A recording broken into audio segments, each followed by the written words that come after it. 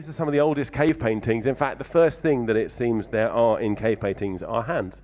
About 40,000 years there have been cave paintings of hands. As soon as we could blow ink down a bone, we were already doing this. The Vedic tradition has references to the art of reading the signs of the body and interpreting them. And it goes back to at least 1500 BC. And even before we had hands, monkeys had hands. And you'll notice that the third digit, the ring finger, is longer than the first finger in all of these monkeys and all of these apes. And as we get down here to the chimpanzees and the gorillas and the orangutans, the index finger is getting longer and longer. But until humans, there are no apes which have a longer index finger than a third finger. And when you get to humans, then you do, which is really interesting because the first finger in palmistry is about the identity and it's about consciousness. And you can see as monkeys develop into apes, into humans, the consciousness becomes greater, becomes stronger, and the first finger develops as well. And in about 1 in 10 human beings, the first finger is longer than the third finger. And scientists are finally catching up to this with what they call the 2D, 4D ratio, right? So that's the first finger and the ring finger. So there's been a whole lot of science on this.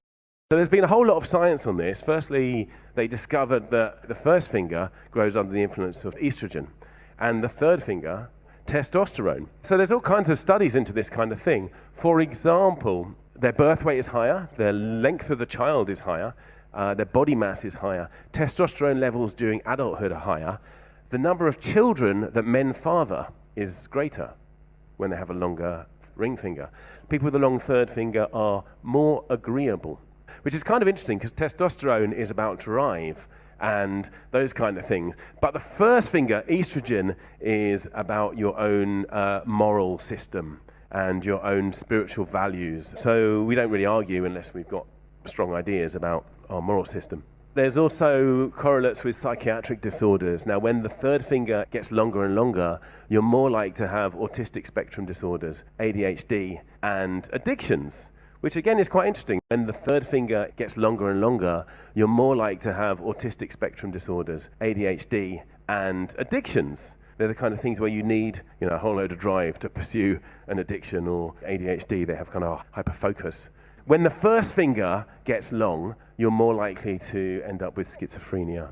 The first finger is to do with your identity, consciousness, all those kind of things that drive you mad. So looking at that from a palmist perspective, that third finger is the finger of Apollo. And Apollo drives his fiery chariot carrying the sun across the sky. And the first finger is the finger of Jupiter. Jupiter governs your morals and spirituality, your self-worth and your status.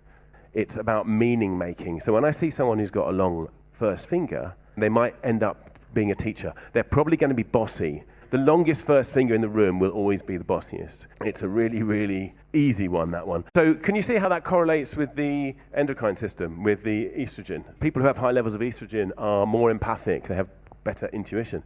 They have better emotional awareness, and they seem to be more driven towards harmony and connection. So think about Jupiter, the wisest of the gods, the king of the gods, the greater benefic. He wants everyone to grow and do well. People with lots of estrogen have more nurturing capacities as well. And then Apollo, the Apollo finger, which is this one, the longer that gets, the more you expect someone to have artistic flair. They tend to take risks more, and they are pleasure-seeking, which correlates with testosterone, the competitive drive, the impulsiveness, the focus. Why am I interested in this?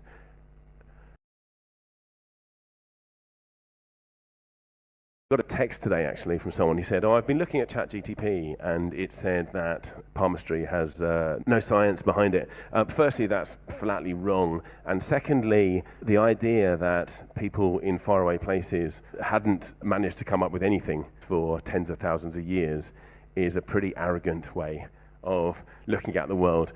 It feels quite important to me to acknowledge the fact that there are knowledge systems and wisdom systems that are a little bit more detailed than what we've got. So I'm going to talk you through how a palmist looks at the hand. Imagine a baby in the womb like this.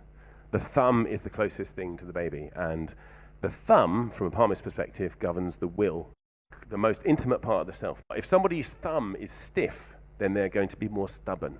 If somebody's thumb is floppy, they're going to be more easily led.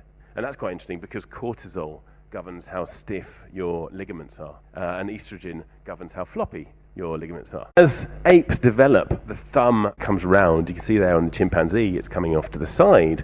Then when you get to the human, the thumb comes into full opposition. And that's fascinating because the thumb, governing your will, can go against the rest of the organism. We don't have hunger strikers amongst the apes. But human beings, by the force of will, can go against the rest of the organism, and the thumb can go against the rest of the hand.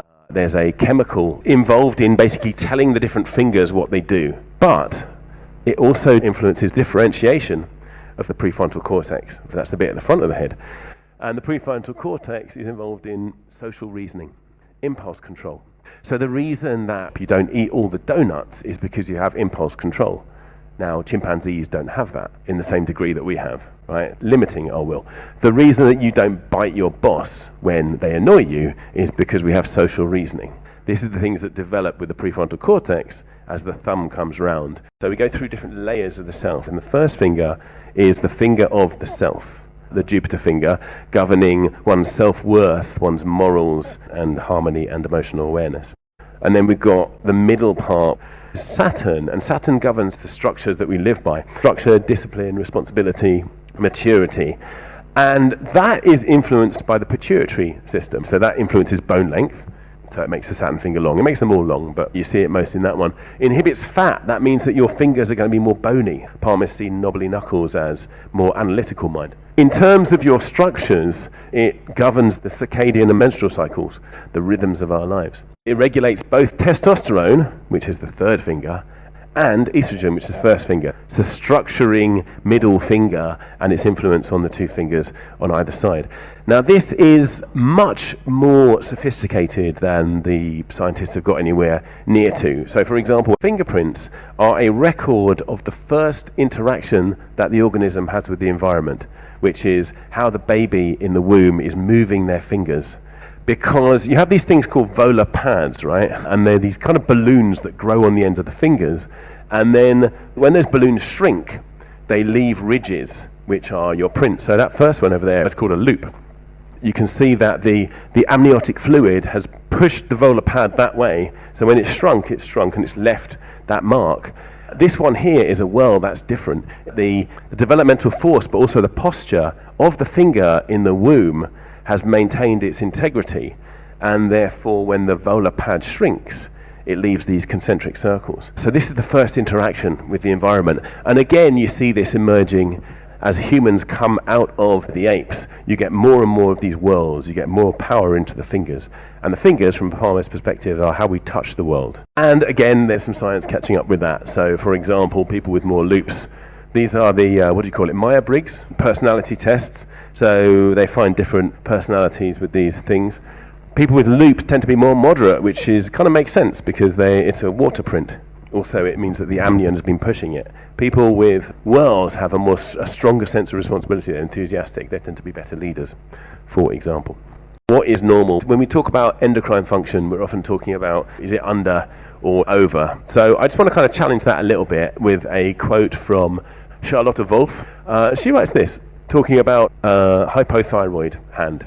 The effect of an underdeveloped thyroid gland is well illustrated by the small, fat, broad hands found most frequently in women.